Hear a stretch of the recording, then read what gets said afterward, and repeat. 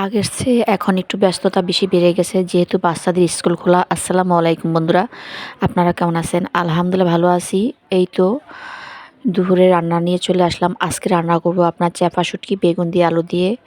আর আমার কিছু ভাইদের উদ্দেশ্যে কথা, এতদিনের পুরানো সংসার প্লিজ কোনো এক নারীর কারণে 40 বছর, 42 বছর, 20 বছর, 18 বছর, 5 বছর সংসার ভেঙে দিবেন না।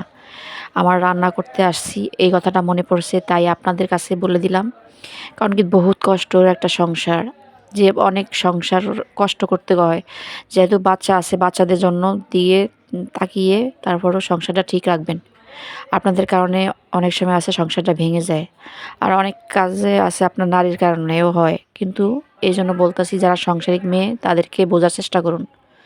আর যারা এরকম করে তাদের কাছ থেকে দূরে থাকবেন। আপনার সংসার ভাঙার জন্য অনেক লোক লেগে থাকবে আপনার কাছে।